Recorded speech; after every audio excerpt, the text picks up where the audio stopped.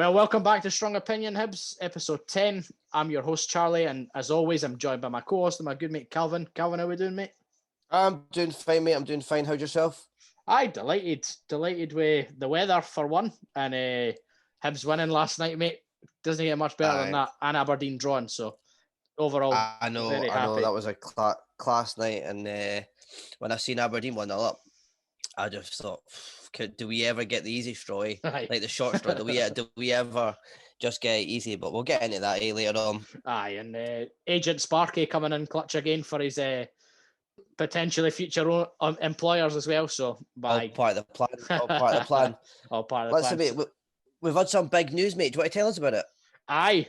Before I share that news, I'll just remind the listeners that this episode's sponsored by High-B Pins as always. And we had a competition out last week that friend of the podcast, Andy Rogers, won for a Derek Rardon pin.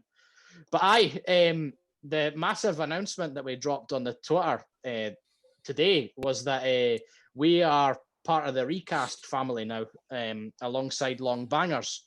So 2 Hibs podcasts on Recast now, which is good for the club, because some of the money that we make on Recast goes to the club itself. And it's just a great way to get our podcast out there on more than one platform. So I'm delighted that we're on that, and the link to sign up's in our bio on our Twitter page. So make sure you follow that and watch our stuff on Recast, because it'll be a benefit for us and for the club. Do you want to mention just how that came about, mate? How did that come about? Us getting involved in that Recast and sort of how it works, I guess. We had the meeting yesterday with them.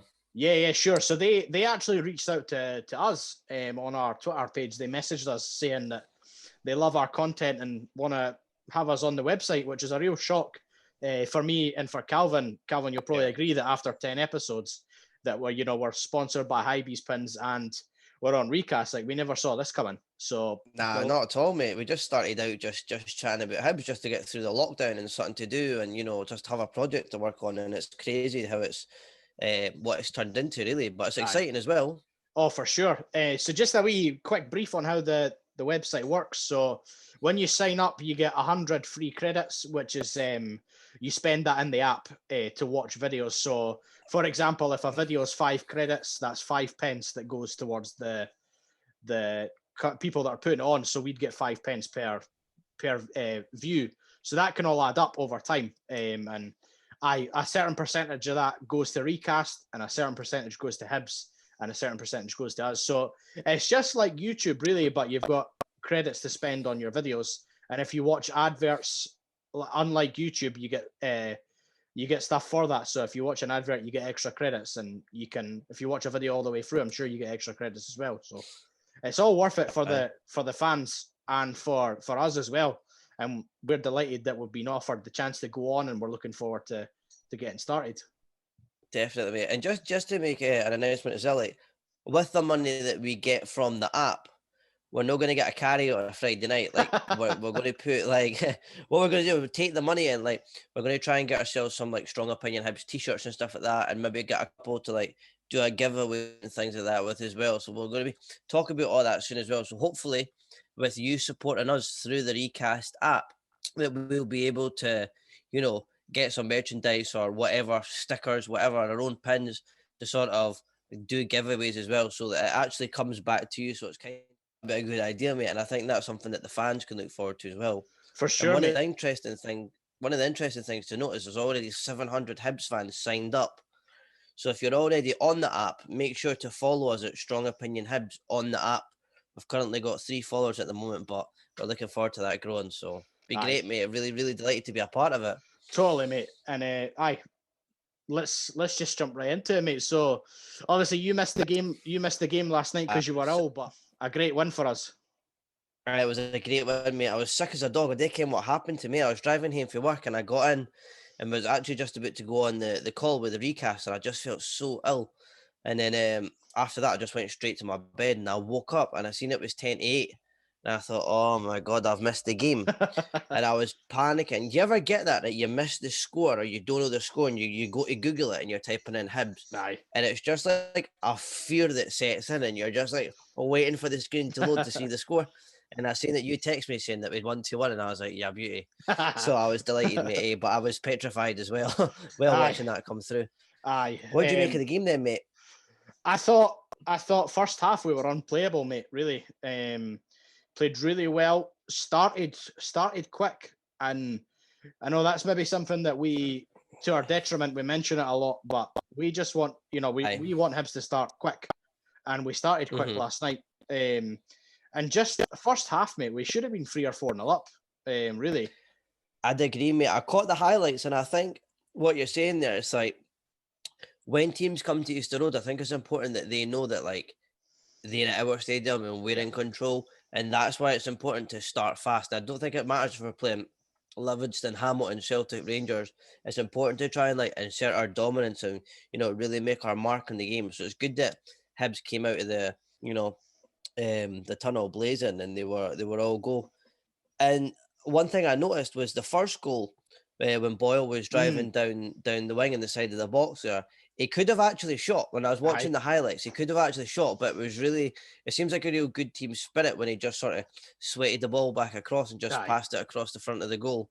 And it was just a tap in for Nisbet. So it was good that you can see the front three linking up and all sort of supporting each other, and they're not really that selfish, which I think is going to be a big positive in terms of helping us work as a team to get European football, mate. Well, that's it, mate. And I think what you're saying is right, and I don't think anyone had a bad game last night, really, which is good. I think McGuinness gave that penalty away, but we'll get to the second half in a wee bit. But I just felt like everyone played for the jersey last night. They played for the badge in front of it and remembered that they're also playing for the name behind it as well. So they're playing for themselves and as the part of the team, eh? And that's really all we want for Hibs. We want them to be a team spirit. We want that to be there every game. Even if we're playing against Real Madrid, we want the team to play as a team. And I think that was brilliant to see. Exactly, mate. And I think finishing yesterday has put us in a really good position for third, because like I said on the podcast we've done with the boys from the Almond View, Livingston, they're a very difficult team to play against, I feel, just because they're very good at what they do. They're very good at breaking up play and making themselves quite difficult to play with. They usually have 10 men behind the ball. 11 men behind the ball. Tough to break down. Hard. It can be a real ugly and boring match to watch.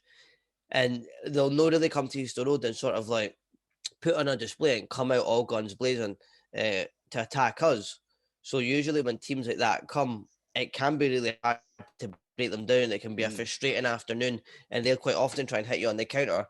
So it was really good that Hibs were actually able just to take care of business, and do it in style as well. Because as you said, mate, could have been 5 or 6. Easily. Genuinely could have been. And it'll come. Just for like, you remember back, was it last season or was it it was last season we gave Hamilton a spank, and it was 6-0 at Easter Road. And one of the one of the matches, remember? That was a few years ago now, but I remember. Was that a few years ago? It's just like you could see it coming. It's like we'd been playing well and things were starting to click, and it's like we're going to turn someone over. And like you can see it again there with the amount of chances and that we were creating last night. That's seen on the highlights. There was one Nisbet had right at the end, and it's like he's running through on goal 1-on-1. Got to chip it. Yeah, I would have chipped it personally. He should have just lifted it up over the goalie, but he's just sort of hit it at him. But I mean, really positive, and it's a good time to be a Hibs supporter. We deserve it as fans. We really do. We deserve it, man. And we sort of just step the pace off a wee bit in the second half. But I mean, if we'd have won that game 2-0 last night, you're buzzing. Turned Livy over 2-0. But I think the biggest frustration I had was just that we were very slow coming out of the traps the second half. But we were so far in front, mate. Livy weren't going to score twice.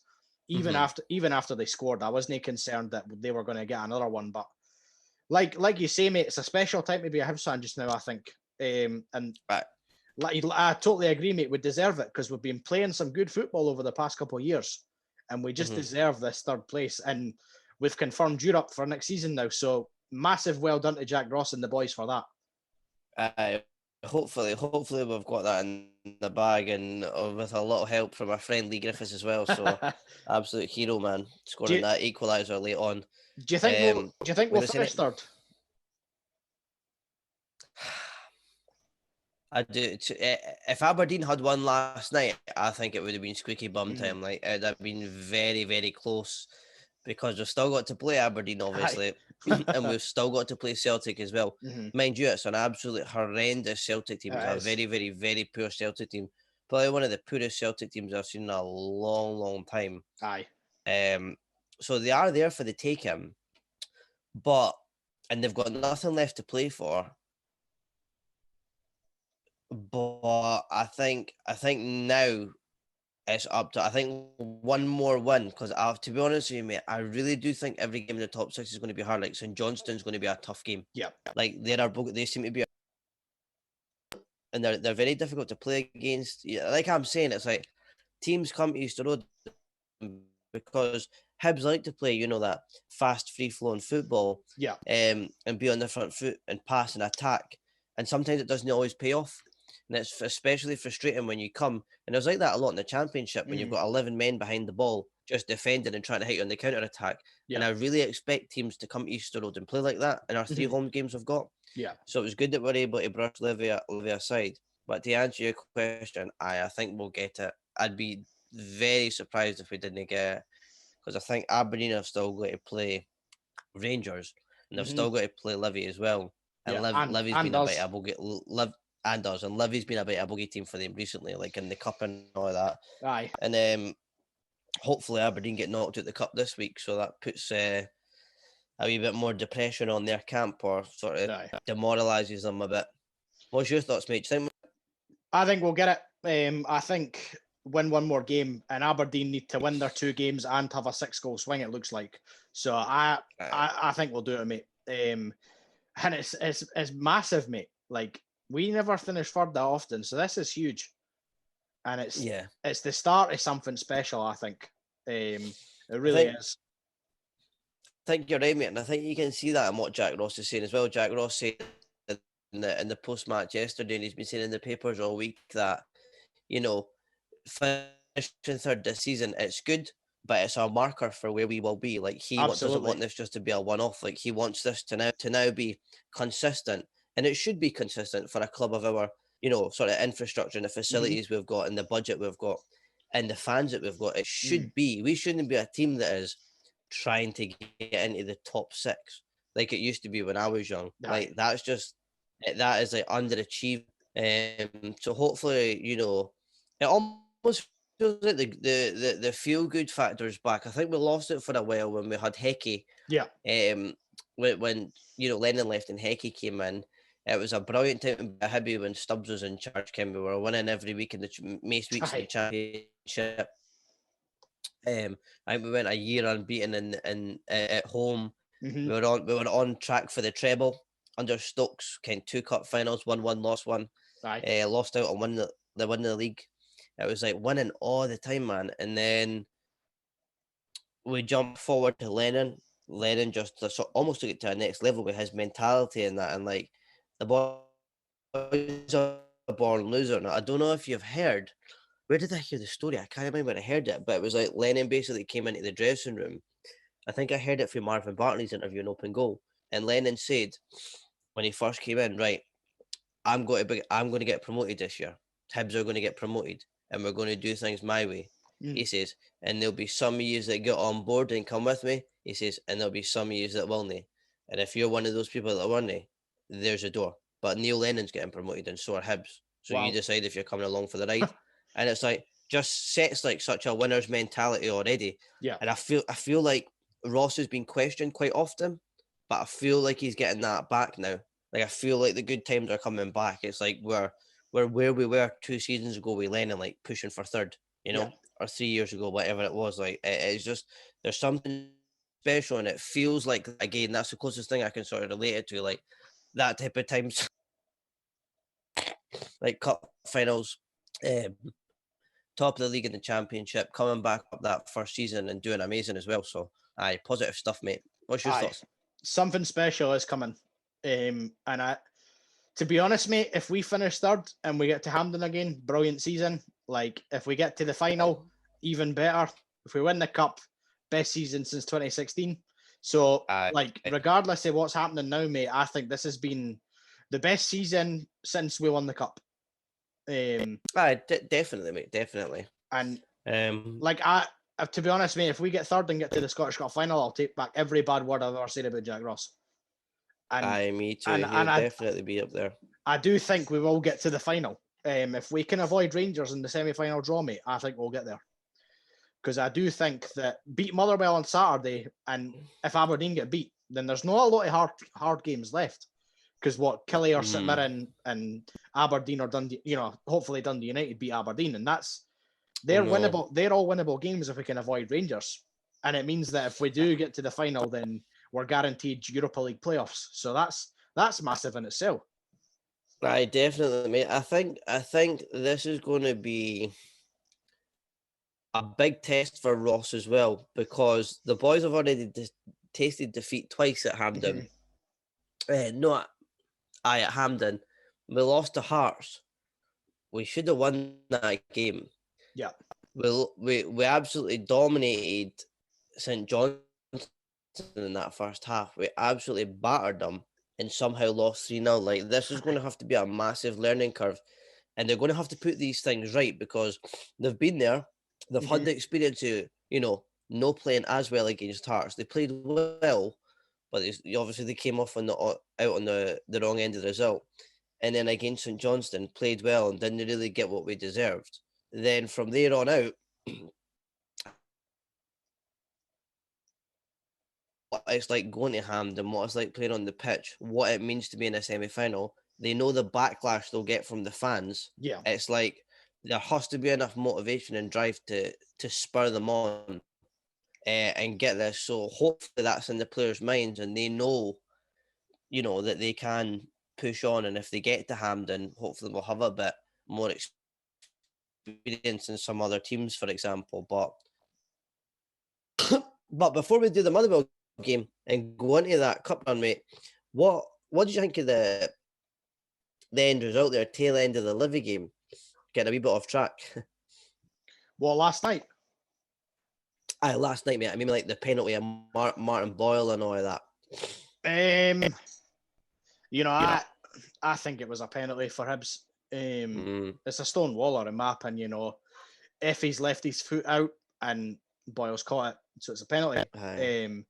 And I think their one, on the other hand, is just silly defending from McGuinness. I think he just should have punted the ball and would have went in 2-0 winners. But I wasn't really sure if I agreed with Martindale's comments, though, that it was a dive. And Mikey Stewart said he made the most of it. And it's just like do people not read the stats that Martin Boyle's the most fouled player in the league? Of course he's going to get fouled. And they were kicking him up and down the park.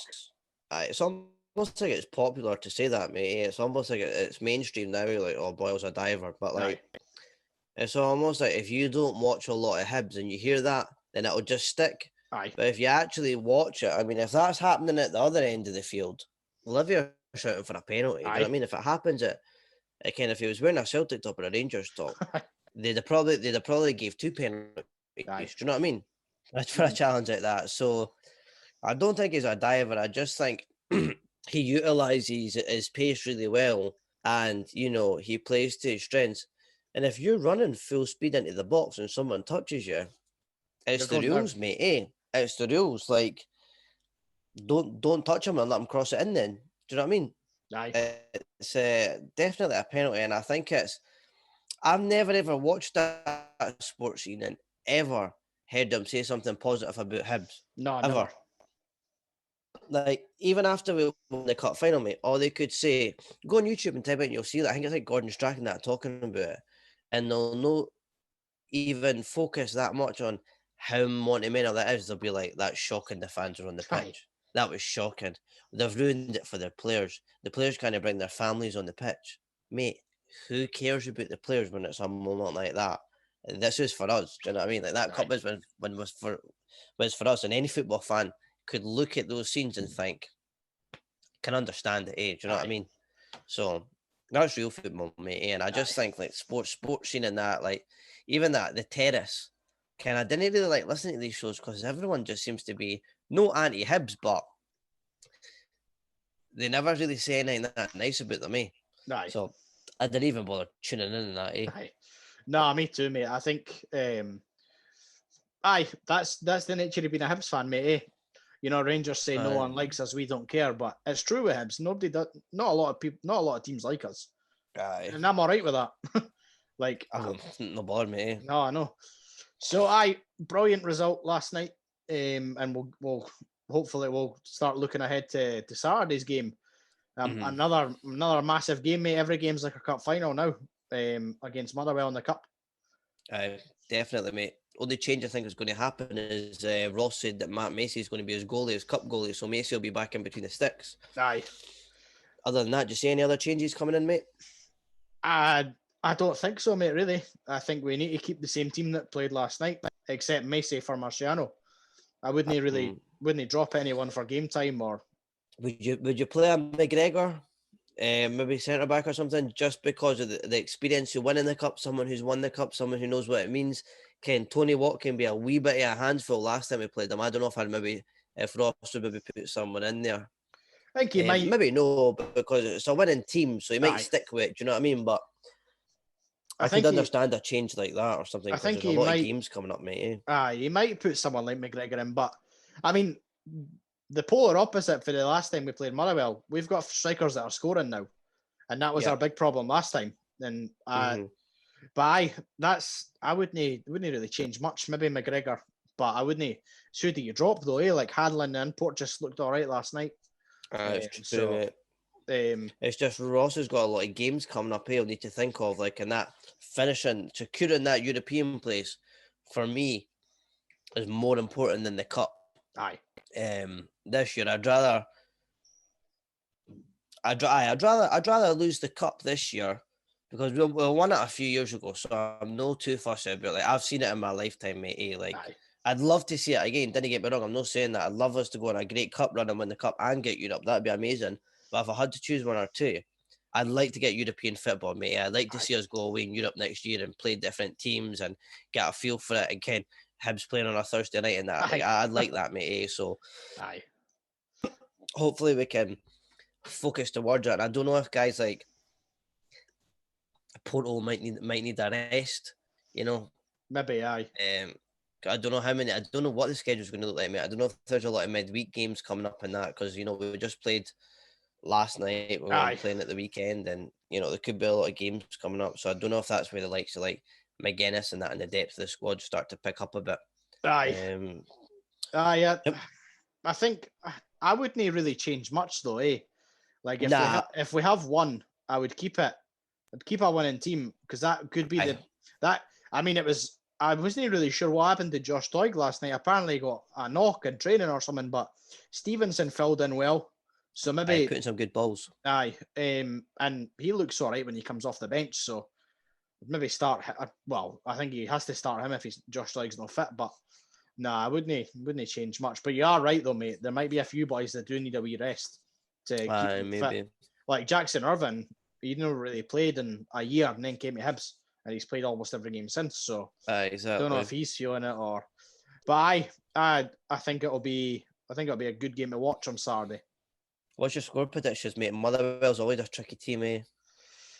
Aye. They're a team a bit like Hibs, like they're probably below average, eh? They're below par in terms of ability and that, and like mind you, a couple of years ago, sometimes they overachieve, like when they got third a couple of years ago, but they've got some decent players, but they're quite rubbish. They're not an amazing team. Now this will be me jinxing us, but they do seem to cause us problems whenever we play them. It's never like we play them and it's an even game. It's like one team completely dominates. It's like 3-0 to either team. There's no in between. There's hardly ever like a 0-0 and a 1-1 or something. It's true. It's always like one team thumps the other. So I don't know. I'm not sure myself, mate. I can't call it.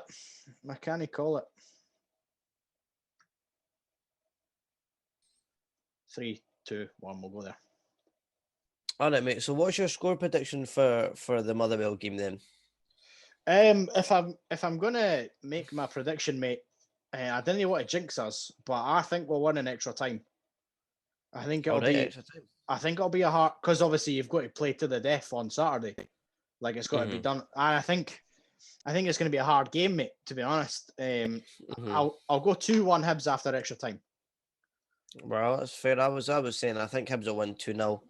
I think we'll take care of business, but I think Motherwell have had a few good results recently. I'm actually just going to Google that now, mate. But I know they beat Hamilton last night. That's right, 1-0. I see that there. Yeah, they beat Hamilton 1-0. They beat St Mirren the other week too, I think. Aye, Hamilton 1-0. They beat Greenock Morton on penalties. Aye. In the round before. So it shows you really how good they are. They beat St Mirren. Aye. They got thumped 4-1 off Kilmarnock. Oh, that's right, aye.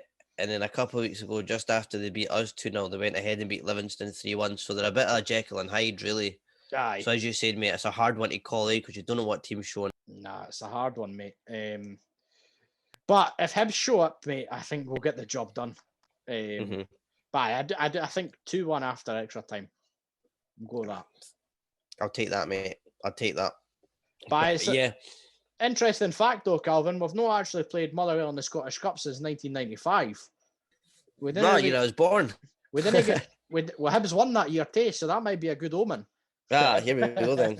But we didn't really play Motherwell in the Scottish or the League Cup that often. And Hibs won, like I said, Hibs won 2-0 that day with goals coming from Pat McGinley and Kevin Harper. But we didn't really play them that often in the Cup. Nah. They're a funny team, Motherwell, because I'm not going to say I quite like them, but I respect them because, it's quite easy being through that way, sort of through West, to support one of the two ugly sisters. But to support Motherwell, you've got to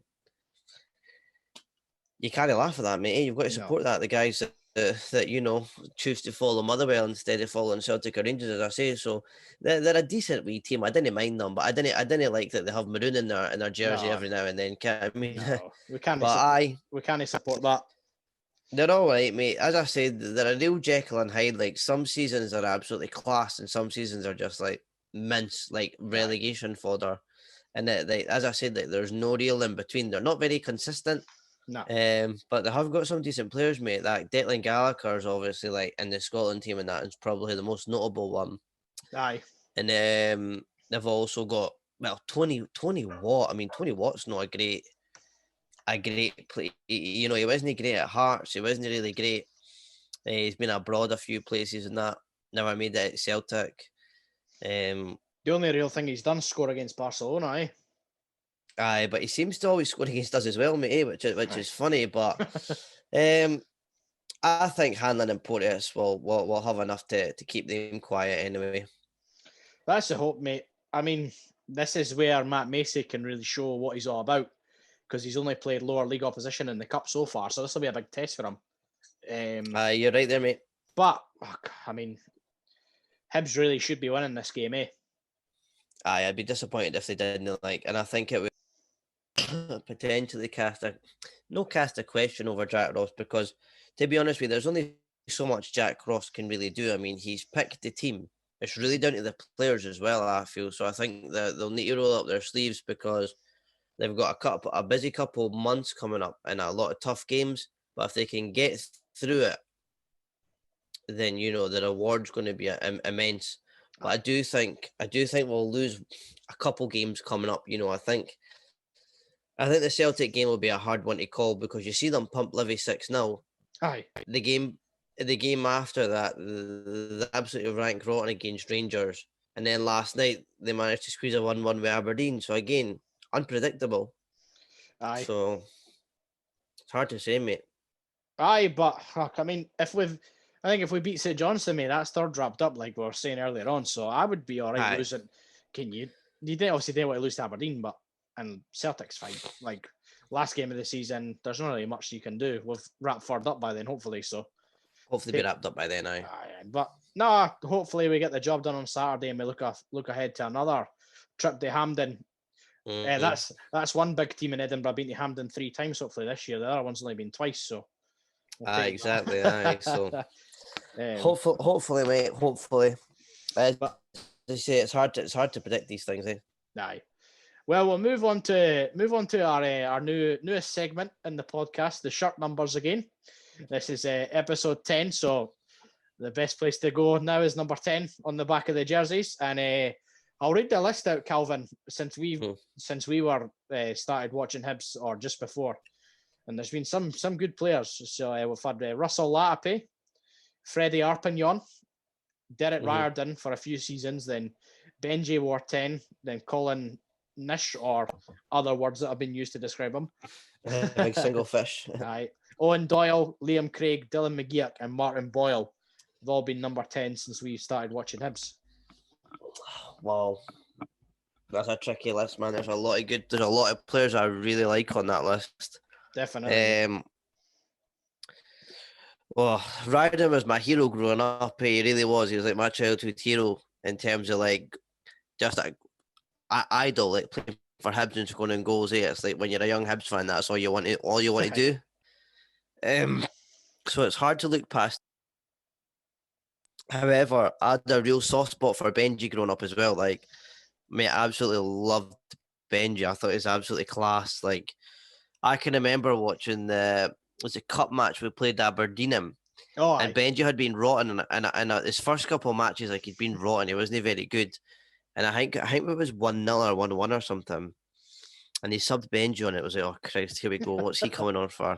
And he scored 2 goals, mate. He used to do that fake shot. He was the king of the fake shot. Like he's like hit it and pretend he's hitting it, and there'd be like 10 defenders sliding past, and he'd pretend to hit it the other way, and the other ones would go past again until he just rolled into the net. He was an absolute magician, man. He really was. I loved Benji. Even that goal he scored against Hearts, it was funny that, man. Scored that goal against Hearts at Easter Road, and he ran straight up the other end like that, like celebrating in front of their fans, and he got booked for it as well, eh? And I remember after the game, he was saying like he couldn't understand why he got booked, because in Morocco you're allowed to do that. Oh, you really? never knew you weren't allowed. I never knew you weren't allowed to go celebrate in front of like the other fans and that. So he's class for doing that. Like, nah, he was. Our older listeners will probably be thinking, why are they not saying Latape? But again, mate, I was only 5 when Latape played for Hibs, so I don't remember him, mate. It's such a shame. Nah, I never seen him play ever, so there's no making my list, unfortunately. McGeoch was good, mate, but his bones are just made of glass, eh? Like, I kind of look past him. Plus, he went to Aberdeen, so. Yeah, we'll not put him. Boyle is class. The thing is about some of these boys is they've worn other shirt numbers as well, so we can pick them in a later episode. Doyle, I didn't really think much of. I think he was one of the best in a bad team. Nah, that's true. You see that now, though. He's firing them in down south for Bolton. Exactly, aye. And it wasn't that too long ago. Celtic were looking to sign up for £1 million or something like that. I thought it was gash at Hibs. No gash, but he wasn't the best. I think Griffiths carried him. Nish was actually decent when he first came, but nah, he's no good. He's not as good as other players. Liam Craig, good, but not as good as other players, mate. So I'm probably going to go for. I got to go for Riordan, eh? Aye, just because I didn't pick him at number 1A01, so I've got to pick him at number 10, or I'll not get him again. Aye, that's true. I'll go for Benji. Like I said on the podcast with the Livy boys, Zamama was when I really started, and Fletcher, and that was when I really started caring about Hibs. So Benji, I'll go Fletcher for number 9 and Benji for number 10. So brilliant player. Cup final strikers, mate. He scored a good couple of goals that day against Killie as well, eh? So we'll go him. Class wee player. He was brilliant, man. He really was. He's brilliant. He bought into Hibs as well. He loves Hibs now, so it's another one of those boys that you never expect to buy into Hibs, but does. It was good, and it was like him and Zamama playing at the same time, both being Moroccan, and that was good. Aye. I actually remember one day, I don't know why I was doing it at the stadium, but it was a Friday, and I was off school that day. I don't know why. Me and my dad went down to the stadium to do something or whatever we were doing, And here comes a team walking around the corner out the West Stand at the ticket office, and they're walking around past the club shop. And I'm like, oh my God, like, Dad, there's a team. And my dad's like that, Benji, come over. And Benji comes over there, and I get my picture taken with him. And Boozy was walking past as well. And Boozy sort of looked over there, and my dad was like, Boozy, come over. And he never came over. And I don't know if he never understood what my dad was saying, or the English or whatever. But he just walked on. But Benji came over and got his picture taken with me in that. So I loved Benji, man. He was class. Aye. Benji was one that always had time for the fans as well. He was a good player, mate. I met him. Really good player. I met him after one of the games that season as well, and he got a follow with me, and I really appreciate that about Hibs players, that have got time for supporters. But cracking 2 players there for number 10. Especially that, as you said, that cup final with Benji. I think Benji's he gets forgotten about a wee bit in terms of like strikers. You talk about the golden generation, and obviously he never came through at Hibs, but when he was at Hibs, mate, he was class. He was really, really good. So very good. So on to the last section of the podcast. This has been a relatively short one because this is our 3rd podcast in a week, mate. We're onto something here. Okay, mate, it's almost a full-time job, eh? Like I'm finding it hard to get other things done. I enjoy it though, mate. It's good. It's good. Like it's good. That's good. So we'll go on to our 2. We've only got 2 listener questions this week, or this episode. So it'll be a shorter one for the listener section. But our 2 friends of the podcast, or have become friends of the podcast, Andy Rogers and Jack Gillies, with these 2. First one for Andy. As a season, how does this rank for you, pair, in years gone by? I think we already covered that earlier on when I said it depends on, like, if we get to the final, then it's the best one since 2016 if we win the cup. Best one since Mowbray, I would say, if we win the cup and finish 3rd. But 100%, mate. It's been a brilliant season. I think it's been a very engaging season, like, with Hibs this year. It's been really, like, sometimes in the past, it's like Hibs have been mediocre and they've been rubbish and there's no been much to play for. But this year it's been really engaging because it's like, at one time, Kim, we were actually in 4th place behind Aberdeen. Yeah. And at that time, you were a bit like, oh, can we catch them? Can we no catch them? Like, you weren't sure, but it was still very early on. As I say, mate, there's been a lot of really exciting players like to watch, like Boyle. It's been exciting. Nisbet, it's been exciting. Like Jackson Irvine was a big signing. It's Marciano's last year as well, so it's like I want to tune in and watch. So it's been good, mate. There's a lot of like good things going around the club, and it's been a great season there. I've really enjoyed it. Especially, I think it's been even more special just because last year was cut short and we weren't able to go to the matches, and it's like you felt distant. It's almost like sometimes in the past that you've taken it for granted, and like this season that you think you realise like how important things like that are to you. Yeah. So it's been good. Perfect, mate. So I would agree, mate. I think this season's definitely been really engaging. I think I've liked how the club have been engaging this year as well. Like there's always been some, they've always been good at letting us know what's going on, especially with the AGM and Ron Gordon's plans for the future. And this, so it's been a brilliant season, and finishing 3rd and getting to 2 semi-finals is, I think that's what we expect for the club now. Going forward, we need to be. We need to be there every year, so it's been a great season. Really, hopefully, mate. And as we said earlier, like Jack Ross has made that clear as well. That's his intention. So brilliant, mate. So we'll get to the next question for Jack's. It's a pretty entertaining one. And we'll see how it goes. So Jack says, "I'll go light-hearted here." So you always know it's a good question when they say that. Do you think Martindale has taken his own gear after his post-match comments?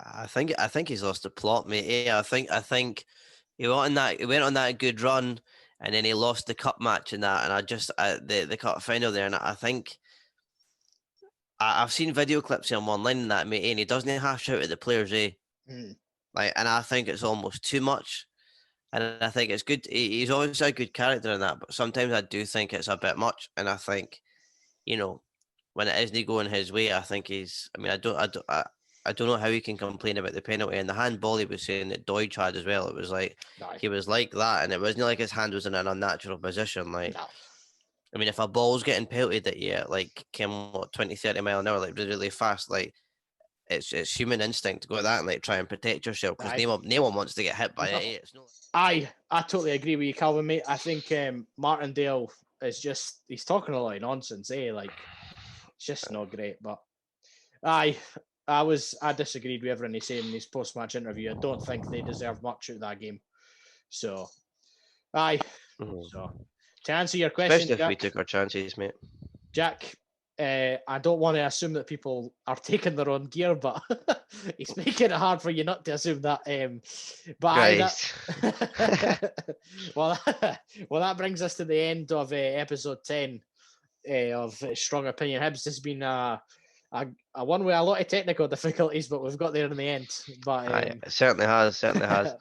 But just a wee reminder for the listeners that we're on Recast now, so make sure to follow us on that if you don't already, and also subscribe to our YouTube channel and follow us on Spotify as well. And also just another reminder that this has been sponsored by Hibs Pins, and if you use the code SOH Podcast at the checkout, you'll get 10% off your order, and the website is going to be on the YouTube and the Spotify as always. So until next week, come on the Hibs on Saturday, and we'll speak to you guys next week. Perfect. Cheers.